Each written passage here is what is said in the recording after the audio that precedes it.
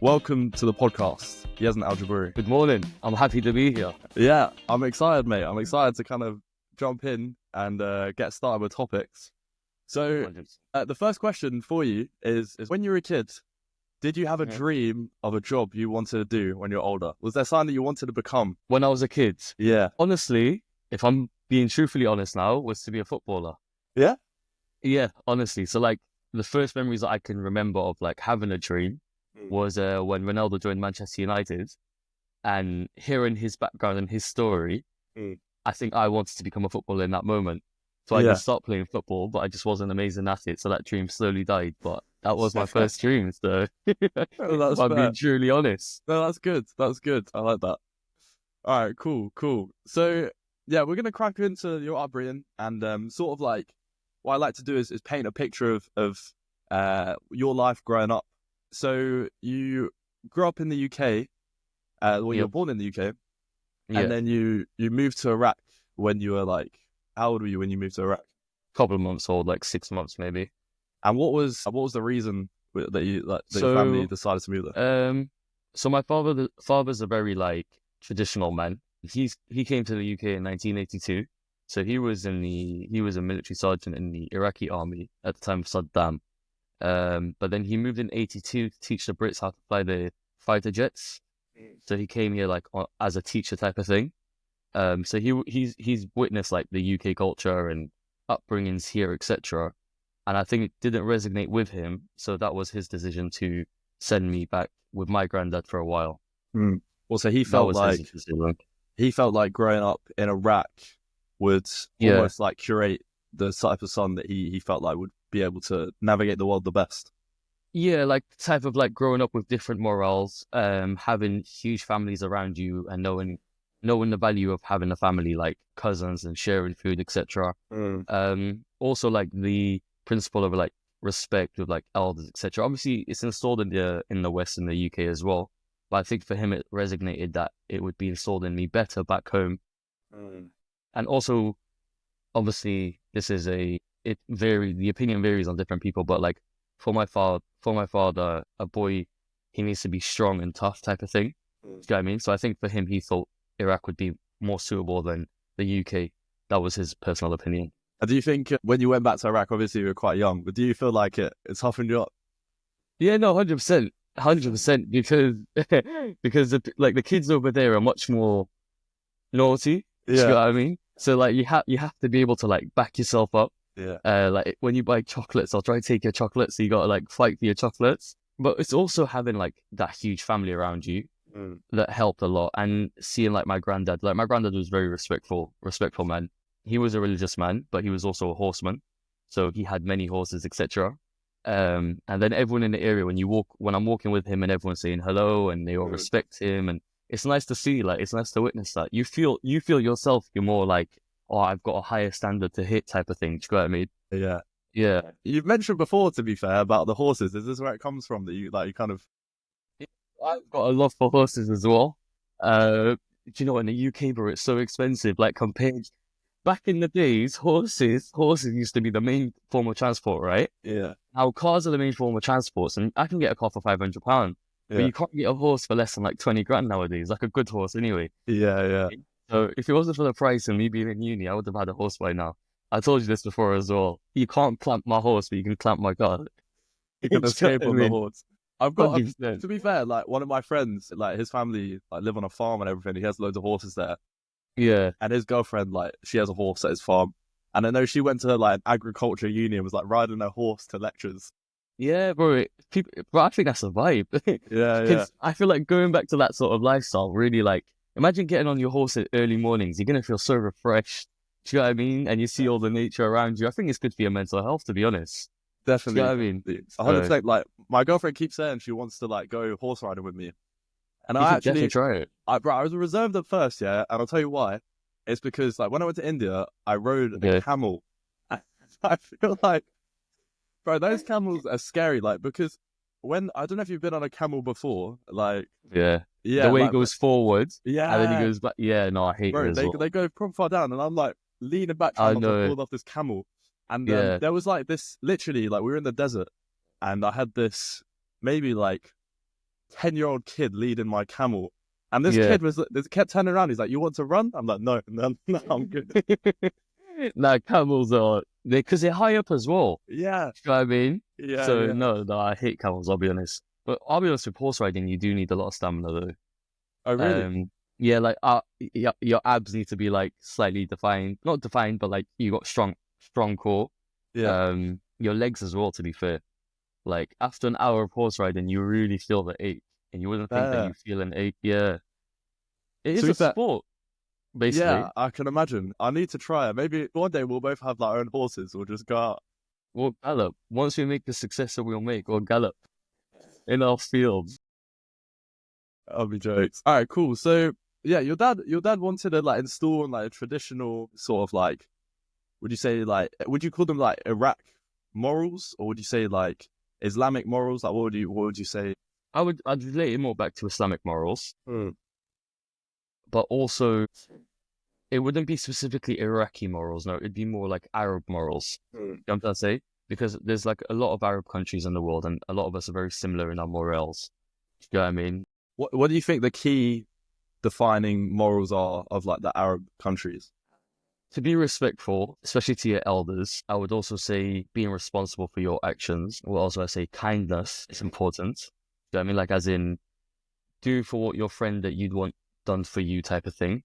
Mm. And also to the people who are like less fortunate than you, it's not a thing of like you look down upon them. No, it's more of a thing of like you try help them, try get them back up to where they should be. Because obviously everyone goes through everything in life. So those are the type of morals. I couldn't specify to you right now off the top of my head exactly, but there are a lot. But I guess it's just being a good human overall, and that relates back to being a Muslim. You know what I mean? So it relates back to religion a lot as well. Yeah, I remember one of the first times we met. So we met at university. Like we had a lab. I think we just got paired up like in a lab, and we just talked like the whole lab session. I don't think we did it at work. No, no. And our third partner was getting pissed off. Yeah, Talking. exactly. And I remember I think we literally talked about how like in Iraq, it was almost like the role that religion played in resolving disagreements. Like, I remember you mentioned to me about how, like, let's say a family has a disagreement with another family, it's almost like you would go to your local, like your imam almost. Yeah. And I don't know if I'm using the correct terms for it, but you go to your imam and then they would speak to the other family's imam, and like that, like you'd almost resolve it through religion. Do you want to talk a bit about that? Yeah, no, you're on the right track. So we'll just for perspective for the viewers, so they become intellectual as well. So obviously, an imam is someone who leads the prayers at the mosque, right? Okay. So he like leads the prayers at the mosque. He's the one who's responsible for like when it's Ramadan, he gets the food in, etc. And he obviously just keeps the general, like he does lessons for children, lessons for adults, whatever people need, he does it type of thing. So that's what the imam is. And imam is obviously like we got even in Britain now in every mosque there's an imam, right? Well, obviously nowadays there's like 5 of them and they're all trying to. No, I'm joking. But there is like normally just one imam. But when it comes to what you were saying about family resolving issues, no, that's correct. So this is in Iraq and it is in a lot of different Arab countries as well. So my surname is Al-Jboury. So that surname is a tribe in Iraq. Okay? So there are many tribes in Iraq. And this all happened, to be honest, after the American invasion and Saddam was wiped out, and then the government kind of was like up and down, etc. So they couldn't rely on law anymore, right? So it's actually beautiful to see that as well, that the people took it into their own hands. So we put into perspective, say like me or you get into a bit of a chuffle. Yeah. And you would absolutely annihilate me. So I would go back to my mum and dad and be like, oh, well, he's done this to me. For example, you've hurt my eye and you've caused damage to my eye that like is going to affect me for the rest of my life. Obviously, I want revenge. Now, there's 2 ways about going revenge. Obviously, in a country where there wasn't laws, well, not necessarily wasn't laws, but there wasn't really like, there was access to weapons, etc. You can do damage if you wanted to. How would you resolve it? So obviously the Iraqi people and the nation itself doesn't want to go around shooting each other like, you know worse than the Americans when they came and invaded you type of thing, right? Yeah. So that's why I also said to you, like, the morals, it goes back to morals. The people could do that, but they're trying to be better than what they witnessed type of thing. So my family would get in touch with your family. So we would have like one head or like a group of heads. Like Al-Jboury is a big tribe, so we've got a group.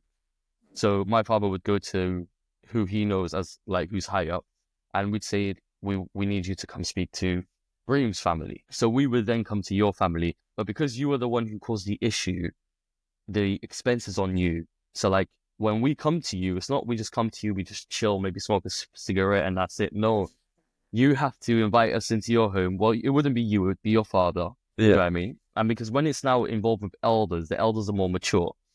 And me and you are no longer, like even in the seating, we cannot talk. Really?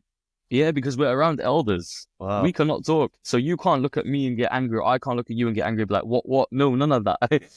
Because we're both going to get fucked up. Sorry, my language. We're both going to get beaten up. But yeah, so you would host the dinner, the drinks, obviously like not alcohol, like normal drinks. Yeah. We would all eat together. So the symbol of all of us eating together is a sign of respect. And it's also a sign of like maturity, and it's also a sign of friendship, companionship, right? So that initially would install a bit of a better vibe between both families. And then after the food, we would have maybe tea and we would get involved, and our heads would be talking to each other. They would ask us personal questions when we're sat there. They'd be like, what happened? Why did it happen? How long has this been going on for, etc., etc., etc. And then we would receive a conclusion. Like, for example, you've hurt my eye and I'm blind now in my left eye. Yeah. Maybe your family or your father or your sheikh, we call him sheikh. So that's what his top of the family means, type of thing, the surname. So you'd pay me, for example, like 5,000 for the inconvenience cost, type of thing. And maybe I would use your money to then go have an operation to hopefully get, because obviously there's no free, so it's not free hospitals down there, is it? Yeah. So I would use your money maybe to then go fix my eye, or I would buy myself a car. I don't know. It depends what I want to do. Do you get what I'm trying to say? Yeah, So that's how it basically works out. So do you think it works well to do it like that? It works really well. Yes. Like, a lot of issues like have been resolved through that way. Obviously, there has been events where no, it hasn't been resolved. But if I speak genuine, like in general, I feel like no, it does get resolved, especially with big families, because the respect is there. Say for like sorry to go back to the same example, but like if me and you had an issue, the Sheikh of Al-Jboury probably knows the Sheikh of Bream very well. Yeah. You understand what I mean? Yeah. So that's why it stops, because these guys who are responsible for tribal names, I wouldn't say tribal names, but like it's on the same wavelength as that, are all respectful to each other.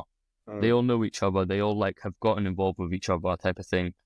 Because sometimes, for example, your sheikh who's of Bream may need someone else to back him up. So he might call my sheikh to help him. Yeah, so that makes sense. Do that. And it's almost like, what is it? They like if you're friends, like let's say me and you, right? Let's say we have our own kids, and our kids be.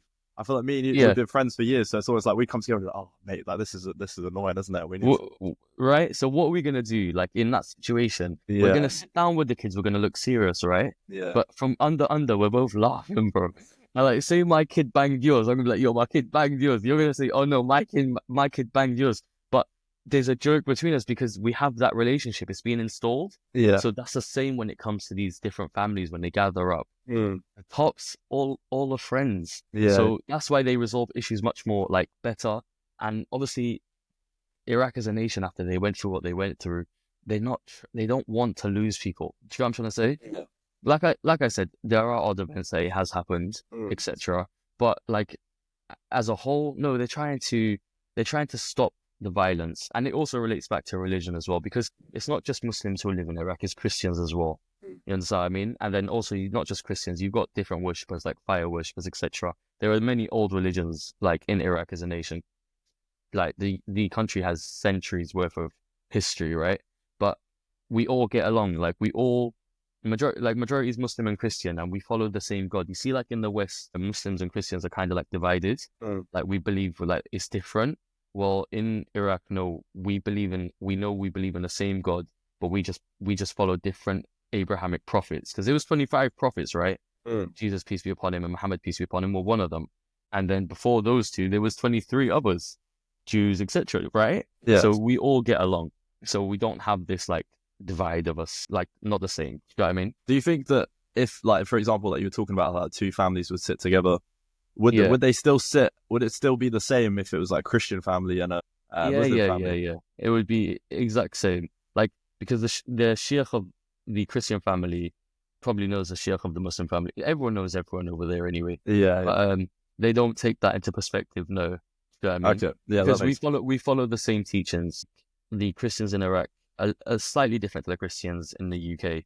So like the scriptures that they follow, they don't follow all the scriptures that the UK follow.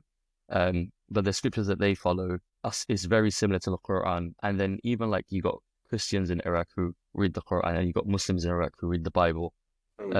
Because they believe it's more knowledge. More knowledge is like it's more like you're more intellectual, right? Do you know what I mean? Yeah, it makes sense. Yeah. I think I kind of want to go into the context of the Iraq war, because I think for a lot of people, they might not really know what happened or sort of like the history of it. Yeah.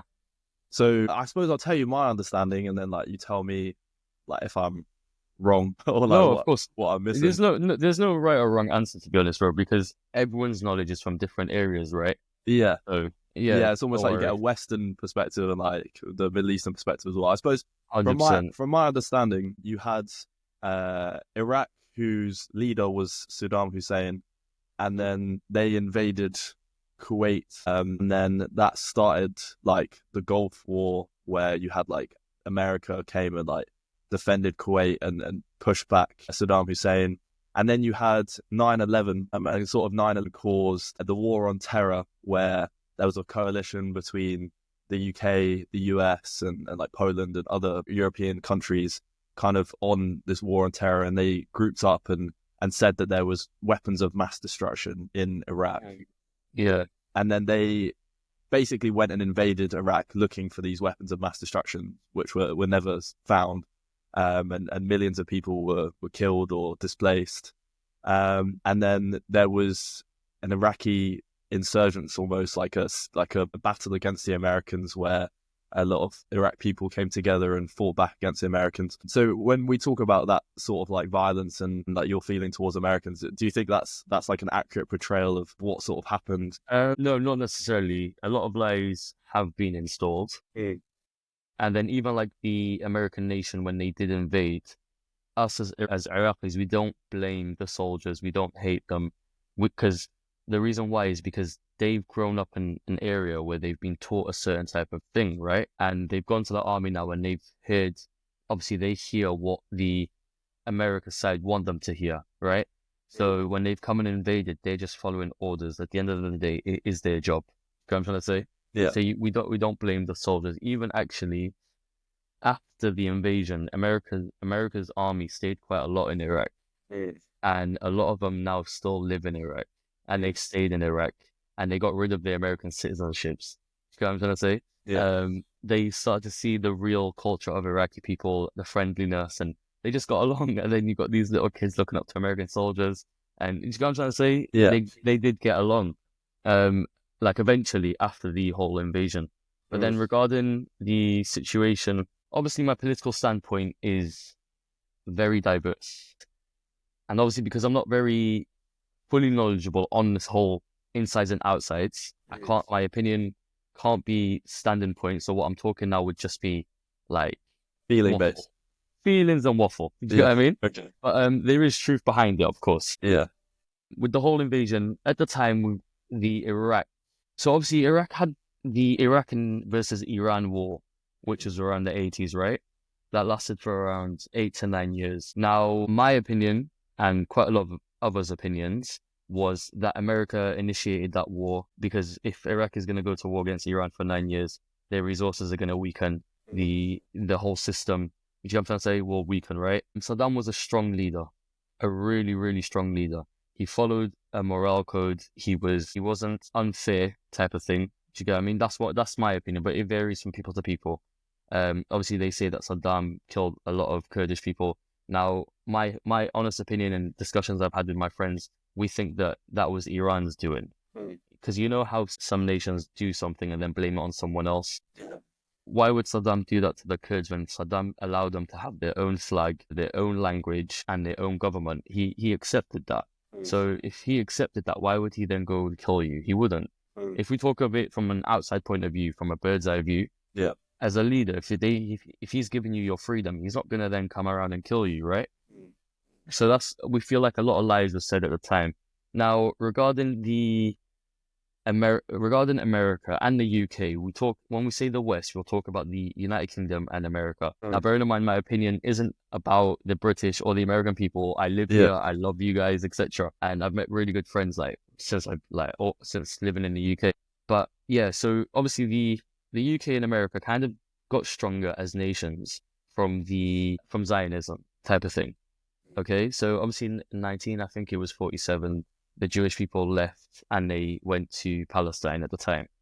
Now, when they went, they had like boats and like messages saying that we don't have anywhere to go. We mean no trouble. We just want to come here. Now, in the religion of Islam, if someone comes to you with a white flag raising, saying we don't want problems, we want to live here, we have to open them with both arms. We can't reject them. We can't fight them. We just let them in, right? Yeah. So obviously they came, and the Jews and the Muslims have gotten along for centuries, bro. For centuries. It's only lately that we're seeing this huge divide. But this is because it's different. There's different sort of Jewish people, right? But it basically links back like predominantly to the government, not really the people. But anyways, obviously the Jews then went to Palestine at the time, and then they got stronger. Like Jewish people are very intelligent people, really clever people. Obviously they started the central digital banking system, etc. And that's how like banks now, because if you're talking from the 60s, 70s, 80s, like Lloyd's Bank and NatWest and HSBC wasn't really around, right? It was basically the Jews who done that because they are clever, like I said. So I feel like the Jews allowed and helped the UK and USA grow as a nation.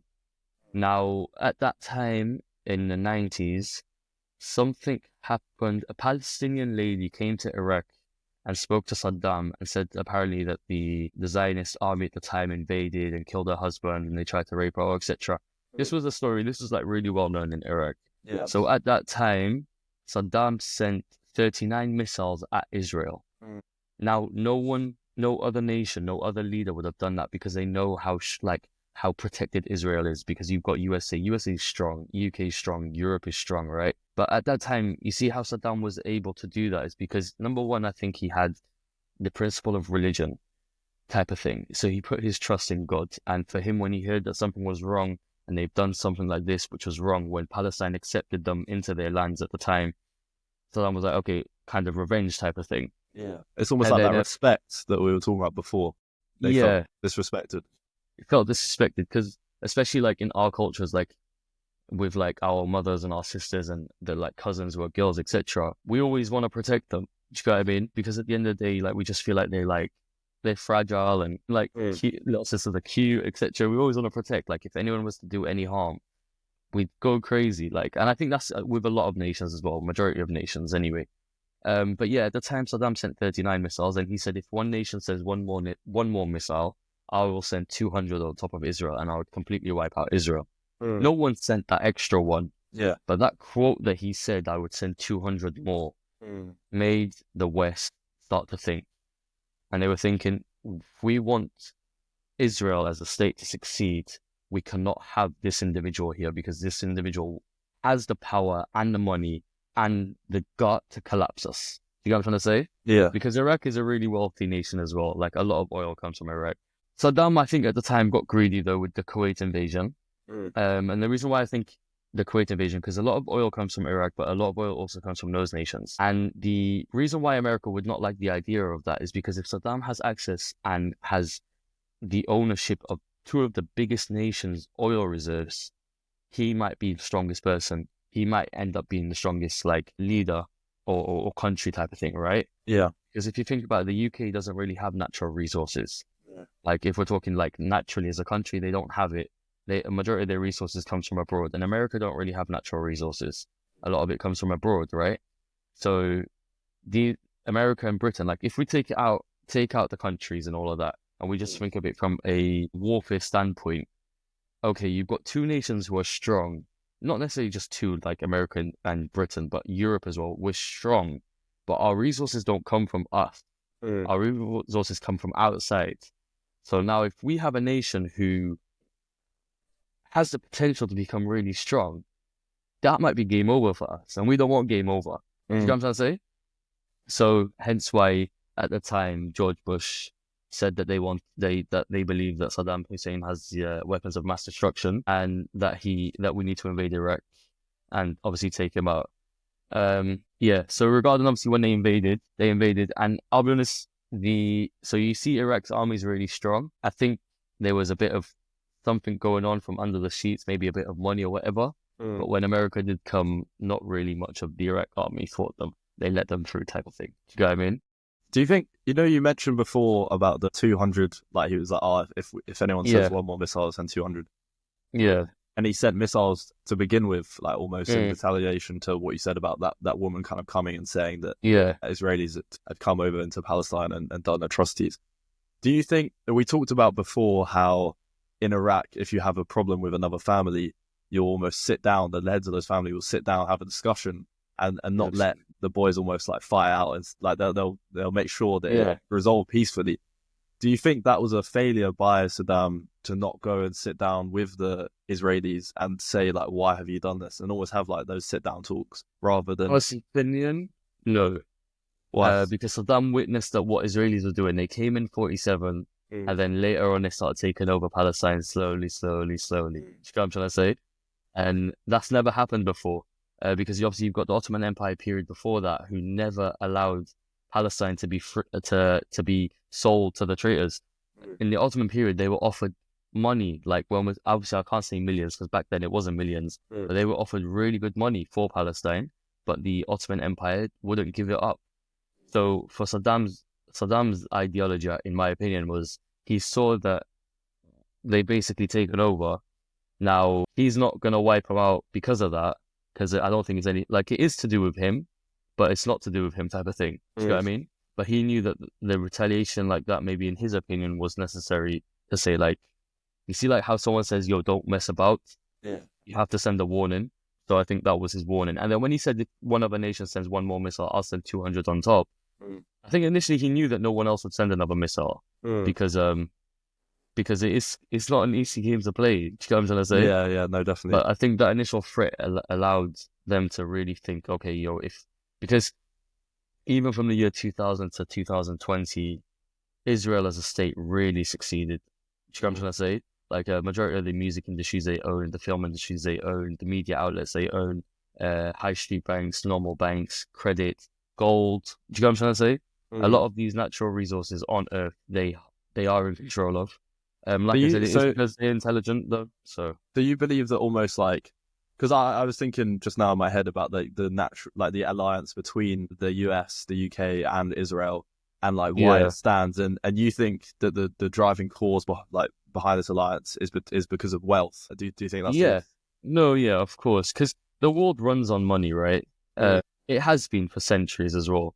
When we're talking from the first cradle of civilization, which is like, I don't even know how many years ago now, but obviously they all relied on wealth, and back then they didn't really have like caps like how we have printed cash. Theirs was gold coins, so it was worth its weight in value. Whereas like now we have like obviously £20 note, which is made from maybe 20p worth of material, but the only reason why it has a value is because we've been taught that it has a value, and obviously that is backed up by a certain reserve that they have. I think, I mean, I'm sure wealth does play a factor. I think that for me, it's a difficult one because I think, you know how you talked about how a lot of like, it's not it's not Iraq culture, it's the Arab culture where it's like respect and all these values that you share. Yeah. I think that naturally, wherever you go in the world, people are more likely to side with people that have similar values to themselves. So that obviously the UK and the US have similar like Western values, and people, so you naturally sort of side with your Western values. And I think people look at Israelis and obviously like Jews and they're white, and I feel that there's a natural, and also the idea that they have similar values to the West. So then there's like some sort of natural alliance. And then I think the other reason, because I remember when all the stuff started happening with Israel and Palestine, and to be honest, I knew nothing about any of this. Like I didn't really understand the history or know anything about it. And there's still a lot of things that I don't understand. But I do think one of the big reasons why in the West people are so supportive of the Jewish people is because of what happened in the Holocaust. Like, I 100%. think people see the Jewish people as so persecuted from Hitler, and like over 6 million of them died in such a horrific way. Dramatic way. Yeah, and I think it meant that after World War II, and when people started to discover what happened to the Jewish people, there was just like such an outcry of sadness from what happened, and almost like 100%. just a mass support towards Jewish people. Like, if you go into any school in Europe now, in history, they will teach you about the Holocaust and what happened to the Jewish people. So it's almost like, I think it makes a natural sort of empathy towards that group of people. Yeah. And I think that what now in the West, when you get all of these things happening in Israel and Gaza, I think it's not a lot of Arab people think like, I think they struggle to understand why Western people support Israel still, like after atrocities are happening in Palestine. And I think it does go back to our upbringing, our childhood, when we grew up and learned about all the things that happened to Jewish people. Like we almost sympathize with them because of what they've been through. No, 100%. I get that as well. But if we go back to what you said earlier regarding like the sympathy, etc. Like the whole thing with Palestine, even like with October the 7th, when it was initially advertised like in the media outlets, I do feel like Arabs and people who are with Palestine worked it in the wrong nature. Understand what I mean? And the reason why I say that, I'll elaborate on what I mean by that. You know, like how we start to protest in the streets, etc., and all of that.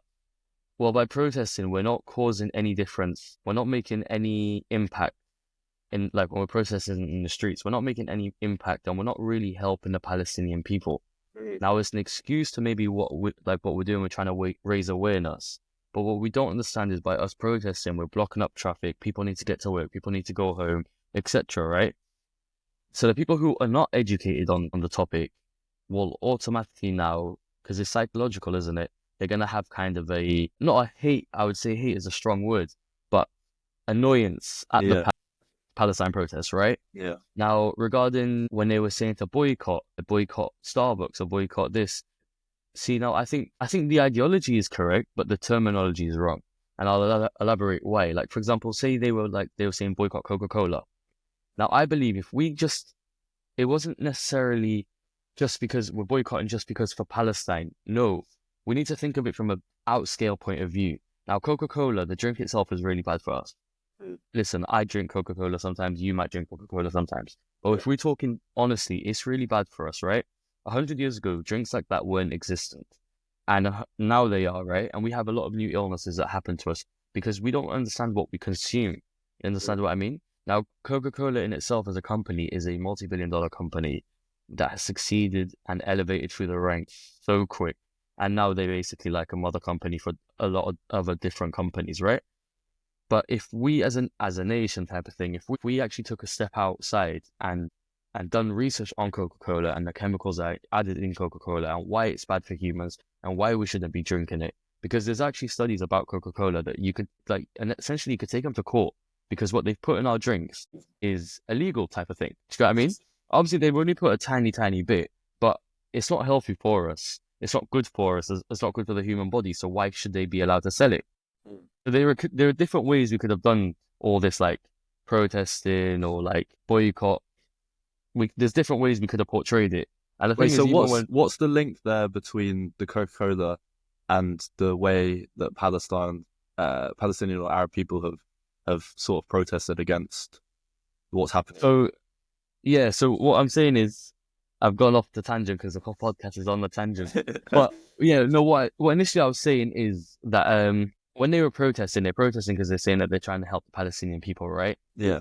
But by protesting or posting on your social media outlets, it's not really helping the Palestinian people. Now, I know this is gonna sound mad, but what would help the Palestinian people is weakening Israeli forces. Now, by weakening Israeli forces would be by boycotting Israeli products, but boycotting them in a smarter manner, not a manner of because it's free Palestine. It's more of a manner of Israel, like Coca-Cola is an Israeli product and it's really bad for us. They shouldn't be allowed to sell it to us. So we could boycott in the correct manner. You know what I'm trying to say? Yeah. It's not just because it is Israeli. No, I feel like the companies that have the power in this world nowadays are in the wrong hands. So if we as people gather and are able to kind of speak the truth type of thing, a lot of these companies and owners of these companies who are not in the right hands won't be as strong as they are now. But I don't think that is possible anymore, honestly speaking. But it's an idea. Yeah, I mean, going to what you said about the way that the Palestine protests have been held, I sort of agree. I do agree with you. I think that it has been done in an incorrect way. I don't necessarily have a positive, I don't have a solution, but I'll just tell you my feelings towards protests. What you like, I'll take the Just Stop Oil as an example. Like when you have the Just Stop Oil protesters going in the road and sort of like blocking people going to work, as you said, or hospital, or any of these things, it makes people form such a strong dislike towards the Just Stop Oil people. Now, this frustrates me because, first of all, I really care about the environment.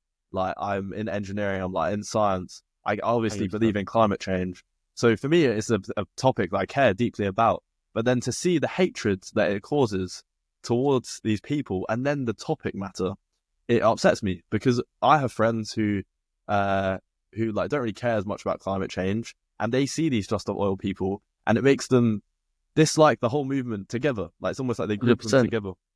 Because it's inconvenience. You're saying Just Stop Oil, but I'm trying to live. I'm trying to feed my family, right? Yeah, exactly. Yeah. And it's almost like, you know what it does? Obviously to the people that are doing it, the Just Stop Oil people, they believe that this is like one of the things that's going to end the world. That's why they're being so passionate about it. And I do believe as well that it is so big that it could end the world. So that from their perspective, they believe that, oh, you might be trying to go to the hospital, but the world is ended. But the thing is, to people who are going to the hospital, their issues to them personally are so much more immediate. Just that they end up causing a mass group of people to dislike them. And I feel like those feelings that I got towards the Just Stop Oil people, even though I support the cause, is similar to the issue with Palestine, where I feel like because it was, even though I'm someone that wants to be educated on it and does support the issue, I feel like it was so forced down my throat, the same way the Just Stop Oil was forced down my throat, that it causes this feeling of like, this is too much. Like, this is... See, like, I'm actually glad that you can say that to me as well, because like, in my perspective, I've explained this to people who are on the same kind of like mentality as me with this whole situation, and they completely disagreed with me. But I'm glad that you said it, because it is like we're causing an inconvenience to the people who have nothing to do with it. You know what I'm trying to say? Like, it is nice to like be in a town center and have like posters and explanations, etc. So the one who wants to read and be educated can. But forcing it, no, it doesn't work. It actually, I know it's gonna sound mad, but have you ever heard the terminology divide and conquer? Yeah. That this has been from the biggest empires have always used this tactic to divide and conquer, right? So my personal opinion, because I know that Palestine have been going through this for years. It didn't happen October. It's been happening since around maybe like 2005. Always had to fight to be in their own country, and they shouldn't, because they accepted the Jews to come live with them. So they should be free in their own country, right? But in my opinion, the only reason why the media outlets, because the media outlets are also Jewish, so if they're going to talk about what they're doing, obviously they're planned in advance, right? So my personal opinion is that when on October 7th, when this was given to the media outlets and told, like, it became the main headline across the whole world, right, was basically to divide and conquer. What I mean by that is the people who are pro-Palestinian are on one side, and the people who are not pro-Palestinian, not because they don't want to be, but because they're not educated about it or they don't know about it, etc., are on one side. Now, for example, like, this isn't you specifically, but I'm just using you as an example for the viewers. Yeah. So you see how, like, what you just said now, that you felt like it was forced down your throat, right? Yeah. But you're going to work and the whole roads are blocked because of this protest. Now, like we said, and we previously mentioned, this doesn't do anything for the Palestinian people, doesn't help the government, and it doesn't even, if you want to attack, like, not attack, but if you want to cause an impact to the Israeli government, you're not doing that. Because they're doing their thing. They're sat in their offices in their 10-suite buildings. You're in the street causing havoc for the people who are working day to day. Do you know what I'm trying to say? So you see how that causes a big divide? Yeah. So now we've been divided again and conquered again. You understand what I mean? Yeah. So obviously, I feel like during life here, growing up here, etc., there's always been like that. Number one, it's been like white people and ethnics there has been a slight sort of divide and conquer, and then it became like Muslim, Christians, Hindus, Jewish, all have been divided and conquered, right? And then you have like, and now it's getting to the point where even ethnics are divided and conquering. Do you know what I'm saying? Like before, ethnics would like try help each other, but now everyone's kind of like split in the middle. Yeah. So I feel like that's the whole agenda when they released the media outlets about that. Yeah. Was like to divide and conquer us as a nation. Understand what I mean? Yeah, I definitely agree. And I think, I mean, it's frustrating because obviously we talk about how protests aren't necessarily benefiting the Palestinian people, how even though everyone who is doing those protests wants what's best for Palestine, it 100%. doesn't seem like it's working as well. And I think the problem is at the end of the day, in every country around the world, you have your own sort of political system in place. Yeah. And in the West, we obviously have this very, very strong democratic values, right? So it's different to like China. You have like the Communist Party who like kind of lead in like an authoritarian way, similar to Russia. But the key values that make the West, that make the EU, that make the UK, the US, is democracy. And one of the key points of democracy is that freedom of speech. And if you disagree with something, you're not allowed to use violence to cause harm or get your point across. The only tool you have in the West is protesting. Yeah, it is. And it frustrates me because, in my opinion, it doesn't seem to do anything. It doesn't seem to be... It doesn't. It doesn't seem... Unless you have such mass agreement, actually, like, let's say the majority of the population really does not want something, then I feel like protest works. But when it's just like a third of the population, for example, or something like that, it doesn't really seem to work, and it causes more of a divide. And then as you mentioned, like media in the West plays on this divide and exacerbates 100%. It and makes it significantly worse, where they almost are highlighting the divide so much. And especially with algorithms today, you have algorithms that know your views, like probably the media right now and these social media companies probably know mine and your views. They do. They do, and I guarantee later on Instagram something will pop up about my views, and your views will be different. Do you know what I'm saying? 100%. And like the content that me and you are probably getting tailored towards, like being shown, is tailored towards our views and pulling us further apart. It's almost, and that is one of the biggest issues with, and this is why I get worried about people like Donald Trump and like democracy in general, is because I really, really believe in democracy. I believe in Western ideology. And a society where you should be able to protest and freedom of speech and all these things. 100%. Social media and all of these, social media and the media in general are eroding these values, eroding democracy. And it is worrying. Like, it is concerning that they have so much power now. So going based off what you just said as well, because I want to go back to this as well quickly. So you know when they invaded Iraq at the time, they said that Saddam Hussein had weapons of mass destruction, right? And for like, I'd say a decade, people believed it, right? But then 20 years later, the truth came out that he didn't have weapons of mass destructions. And then you have American army, like soldiers themselves, saying that we were lied to. And if you see videos on YouTube, there are soldiers who throw away their tags and stuff because they couldn't believe that they'd been lied to. Now, I find it amazing and funny how the West can talk about dictatorship, that a lot of these Muslim countries were dictators, right? But what is the term of being a dictator? Now, if you live in a dictatorship, the 1% would have everything and the 99% would be struggling. Now, living in the UK, are we not struggling? We're working day in, day out, but we struggle to get houses or mortgages. Sometimes we struggle to make ends meet. We're working a lot. Us, me and you now, I'm studying, you're doing your apprenticeship, right? Because for the experience, so we're trying to make it. We're trying to do something for ourselves, but it's hard to. Now, obviously, success is something of your mind. If you've limited yourself to success because, it's hard, then you're not going to get further, right? But in those countries like in Iraq, back in the day, in the 80s, and even if we're talking in the 50s, because in the 50s, Iraq were living what the UK was living in 2010. We used to have traffic lights and roundabouts and etc. etc. So it all, like we all this life was there before, and even before in the 50s, because I think the West and a lot of English people have this terminology that they think that being Muslim and Muslim women are oppressed, etc., etc., right? And this is because it's being pushed through the media that this is what Islam is. But if you actually just, don't get me wrong, I don't blame the people. I think it's a lack of knowledge and intelligence. If we look back through history, Islam was the first religion that allowed women to inherit a property. Islam was the first religion that allowed women to study and graduate, type of thing, because that came from those nations. Back in the 50s, obviously Islam has been around for centuries now, but back in the 50s in Iraq, women used to wear skirts and like polo t-shirts, like, you know how they work in the professional work, like in UK in professional workplaces, skirt and a polo, right? Yeah, yeah. They used to wear that in the 50s. So it's not like we're backwards, no, but they're trying to portray the backwards type of thing. And then regarding like when women are modest, it's because we believe that a woman's beauty is precious and her hair is her main beauty. And when she's being modest, and bearing in mind, this isn't something that the brother or the father will can force down the throat of a woman. No, it's between her and her connection to God.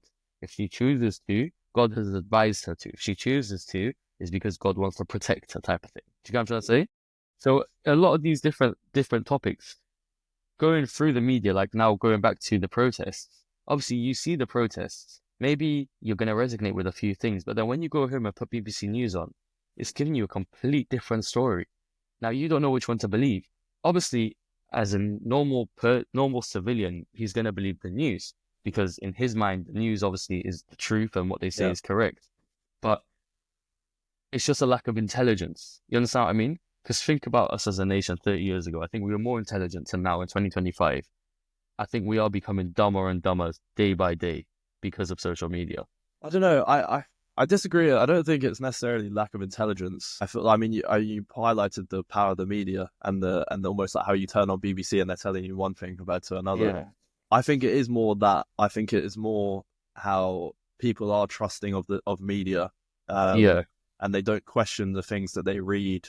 And then they just believe that their main primary source, which in the UK would be BBC News. I forgot what I was going to say. But, you're saying that you thought it was because people are getting dumber. I think that it's just that people have natural biases. So they're more likely to believe people they trust. At the end of the day, linking this all the way back to the beginning where we talked about how, like, if our kids have a beef, me and you would sit down and we trust each other, so we would resolve something and we believe each other what's going on. That's what's happening with media. At the end of the day, it's almost like the way I kind of do it is if you can almost like I can't remember the word, but you can see the media as a person in a way. Like different media sources is like a friend that you trust. Like some you disagree with, some 100%. you side with or whatnot. And people see the BBC as like their friend. As like because it's been around. It's been around for like nearly from 2000s, right? It was the first TV channel on TV when TVs came out. And when there was a TV in every single home, it was the first TV channel. Like it's been around for a long, long time. Like people trust it as an institution. Yeah, I think that So going back to it, it's not. I don't think it's people are dumber. I think it's a lack of people that they trust telling them information. Like I think for me, for example, the only difference between me and someone that perhaps believes all the stuff that they're reading is that I feel like I have friends from like so many different parts of the world, right? So like it's almost like I as an individual am exposed to all of these different beliefs and they're all contradictory to each other. Like your views right now that we're discussing, they are polar opposites to one of my other friends. And so it's almost like I'm getting I'm getting both sides. And it's almost like I can better put a worldview on it. 100%. Whereas people that are only exposed to BBC News, they're only exposed to one side. So, and how you fix that, I'm not sure. I think teaching in school critical thinking and what news sources are, because to be honest, before I went to uni, I did not really truly understand that there's different news sources and different sides to the argument in that sense. I just believe like, everything I would see, I would just believe. Like I think, teaching critical thinking at school and how different sources play on like what your beliefs are is important. That would probably fix a lot of the issues that we have in the UK. 100%. I got a question. Like going back to this now, do you not believe as a nation we're getting dumber? Take into perspective growing up in our childhoods, right?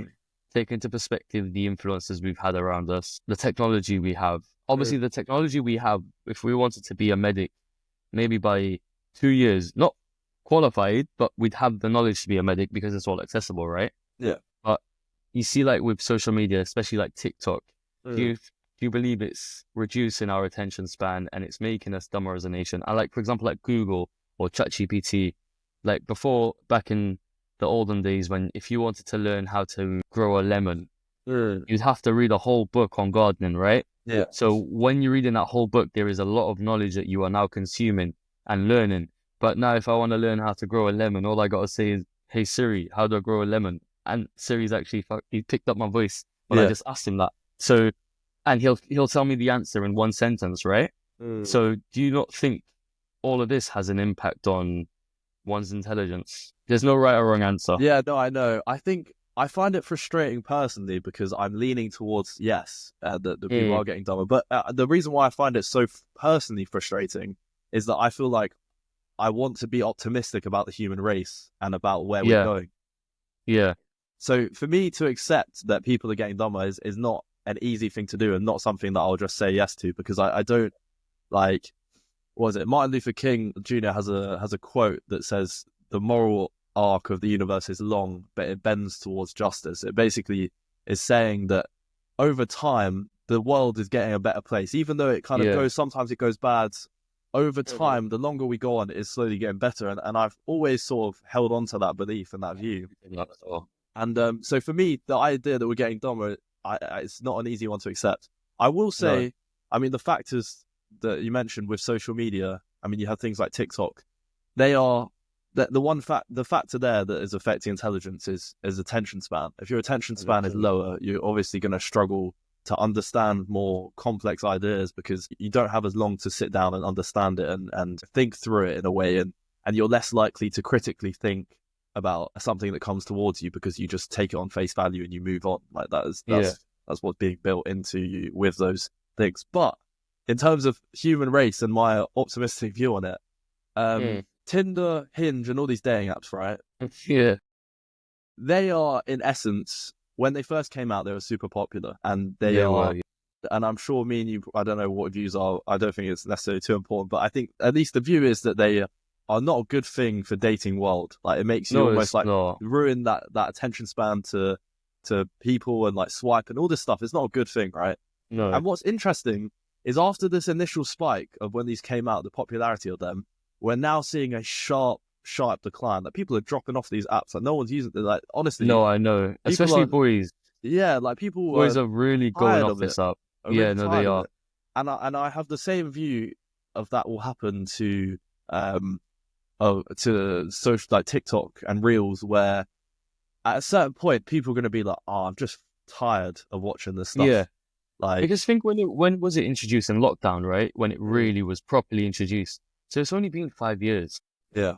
With Tinder and Hinge, like even Instagram, when it first came out, and Snapchat, my personal opinion, I think that it's disgusting that they made an app called Snapchat for kids our age at that time, where you can send a photo and it disappears after like 5 seconds. Because obviously I'm a good boy, I've never done, but people have done mad stuff with that. As a kid, you basically been exploited, right?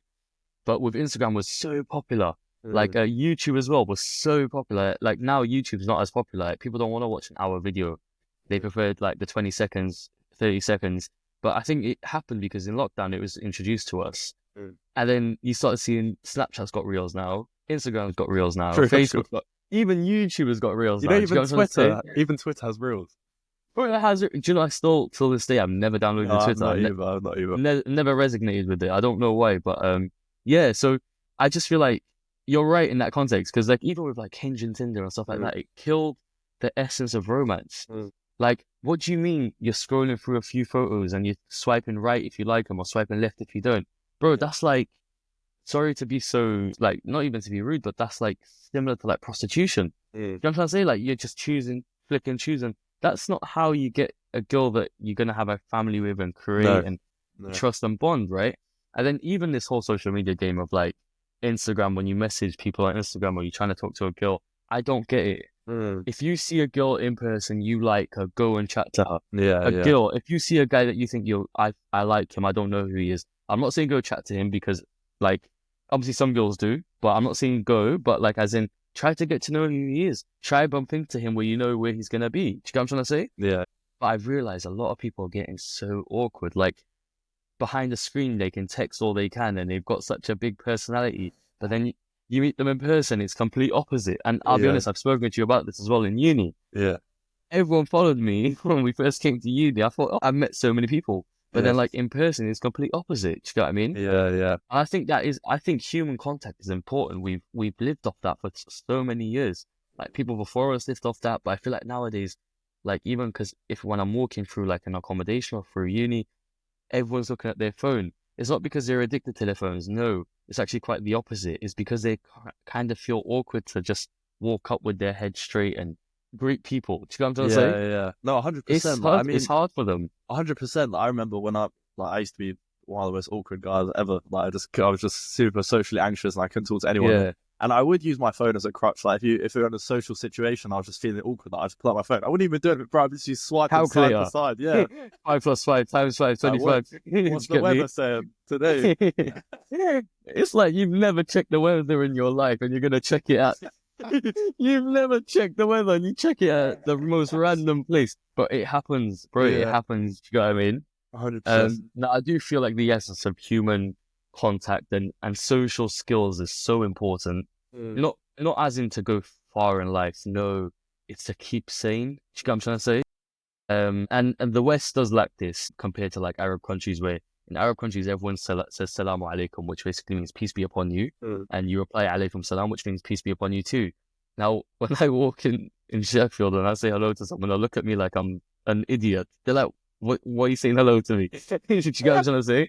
So that is something that I feel like everyone needs to improve on, because I believe it is important. I feel like it's good to give out good energy to people and to say hello. You know what I'm trying to say? Because it reciprocates to you.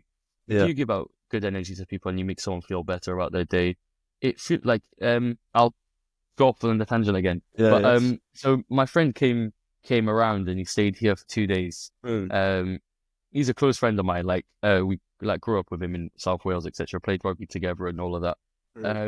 He's Welsh, so people think that I'm quite confident, like in outdoor settings, but he's like very outgoing, like really outgoing. And Welsh people are really, really like nice people. Yeah. So we went to Costa and we got a coffee each, and we sat outside in Costa. And I swear to God, bro, we were sat there, and people who are walking past, if they've got something that we like, we tell them. So there was a guy who walked past, he had a tattoo on his leg. We're like, yo, bro, cool tattoo. You get me? And the smile that we saw, we knew that we've made his whole entire day. Now, there was a girl with red hair, like proper red hair, but it was a nice shade of red. Like, I didn't know human hair could get that red. And I said to her, your hair is amazing.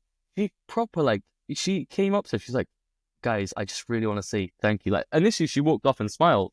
She made a U-turn. She came back. She's like, you guys have made my entire day. So you see how simple things like that, like, just make people feel better. 100%. But it also made us feel better as well. Do you know what I'm trying to say? So I feel like it's important, like, viewers, if you're watching, just if you walk past someone, compliment them.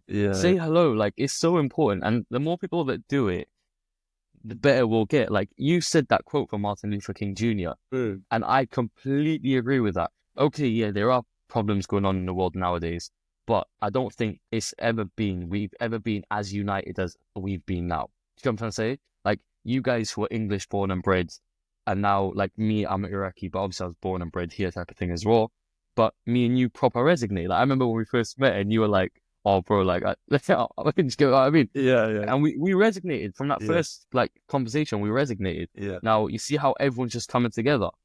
So you are right with that quote. Like, the nations, maybe there are things going on, etc. And with political views, it's like, the thing is, you never know the truth. You never will know the truth. And you're always going to disagree at the end of the day. Like, always going to disagree or agree. Like, 100%. Like, a good friend of mine's Jewish, who I lived with last year. Like, bro, I really like this guy. Like, me and him are proper tight. But our political views are complete polar opposites. So we were talking one time in the kitchen, and then I literally looked at him and I said, bro, let's end this topic and we'll never open it again. because as guys, you can say that, right? Yeah, And he yeah. looked at me. He goes, "It looks like you want to hit me right now." I was like, "No, I don't want to hit you right now." He was like, "All right," and we shook hands and we were like, "Yo, listen, we'll never open this topic Yeah. because at the end of the day, what I say or what he said, is not gonna change nothing. Yeah, yeah. And we are humans at the end of the day, Yeah. so love each other like love thy neighbor, as they say in the Bible. Do you know what I Definitely. mean? And some of my best friends, like, same as what you're saying there, like, I completely disagree with them. I think for me, that there's nothing that triggers me more than when people talk about, like, my friends, like, disagree with, like, climate change or, like, or might not think it's fully real. I don't know what it is. It's just something about it that just pisses me off another level. And it's No, like, it does. it's got to the point where now, back in the day, I used to proper argue with my friends about it and, like, try and talk to them about it. Now I've just given up and I'm like, look, you're my boy. We're good friends. I'm going to stay friends with you the rest of my life, but I'm not talking to you about this anymore. Yeah, no, you can't because, bro, you're taxing your energy. Yeah. Have you ever like debated someone or you're trying to give someone intelligence about a certain topic, and bro, you get tired. Yeah. You feel like your whole heart is coming out, and you're trying to really like tell them this, that, but it just doesn't work because you can't change, say, 10 years of an opinion in one day. No, you can't. Do you know what I'm trying to say? No. This is like, if that individual wants to learn about it in the future, he will go out his own way and learn about it. Because that's the only way human's going to change his views. If he personally wants to learn it, he will go and find his own knowledge, right? Yeah. But you can't change someone's opinion who's, for example, like, you're 20, I'm 20, 22, I'm 22. Yeah. Like 22 years of an opinion. You can't change that overnight. No. You know And I think, like, I mean, going back to, again, like, the sit down with, like, two families sitting down, that is the best way at the end of the day to 100%. change someone's opinion. Is just be friends with them. And, you know, after long enough of discussing your views in a way of not trying to change someone's views, I think naturally you'll kind of understand each other's side and maybe be more empathetic to everyone's views. And then 100%. And then at the end of the day, you're friends, so you might have different views, but you are friends at the end of the day. So it's almost like it will work out, like, even if you don't. As long as like the baseline morals are similar, it's fine. Do you know what I mean? Whereas, like, say for example, someone's morals are completely different to yours, then obviously, I don't think you'd even be friends with them anyway. Do you know what I mean? But if the same morals are there and the respect is there, happy days, bro. Everyone's got different opinions. Everyone's got different ideologies that they follow, etc. Different religions, right? Yeah. But at the end of the day, we all bleed red, so we're all same. And I think that's what people forget. They forget that. You know what I'm trying to say? Yeah. They forget that everyone is human at the end of the day. Some people, like, because I've had individuals where they're like, "Oh, how could you be friends with him?" For example. But I'm like, yeah, but you don't know maybe his whole life, his family's beliefs, his beliefs. You don't know how they're different, and do you know what I'm trying to say? Like, you can't judge because of that. But the individual, as an individual, I resonated with him. I got along with him. He respects me. I respect him. So happy days. Why not? Do you know what I'm trying to say? Yeah, 100%. No, it is. You're right. It's important. So listen, we're coming towards the end. I want to ask you, like, the final things, really. Yeah. We didn't get to chat about, like, boxing and stuff, but, like, I don't know. My question is about the next few years for you. What are your hopes and dreams? What do you want the next few years to look like for you personally? Personally, I want the next few years to be disciplined, focused, and humble. So for me, obviously, like, I'm doing robotics and mechatronics engineering. It's been a rocky road. And I gotta give a shout out to Zak, because if it wasn't for Zak, it would have been so much more harder. But yeah, no, honestly, like, after meeting you, bro, I realized, because, like, I had the intelligence and I had the grades, but I think you know this as well as I know this, that I always wanted to work and I wanted the money type of thing, and then I just was stuck in this mindset of you don't need education and you don't need a degree to be successful, which in essence you don't, but it's a sense of intelligence and knowledge. Knowledge is power, right? Yeah. And the more you learn, the more you earn, type of thing. And regardless of how much you want to work, you can work, but you can still study at the same time, right?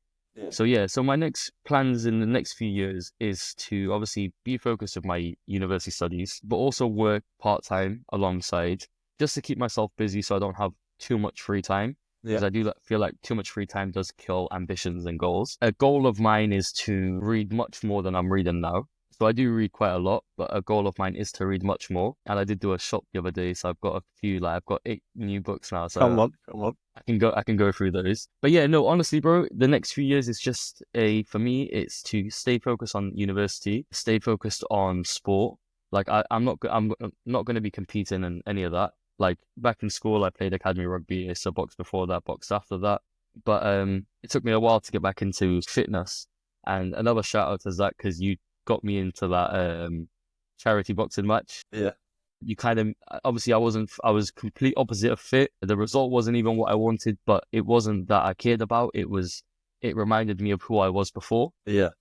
So it's allowed me to now, like nowadays, to go back to training and fall back in love with what I fell in love with before. That was good for you, not stuff that are bad for you. Do you know what I mean? But yeah, just to stay focused, work out, keep your mind and your body in free flow, learn, read alongside university as well, and just try to max out your stats because we're in our 20s now. Regarding money is not really important to me right now.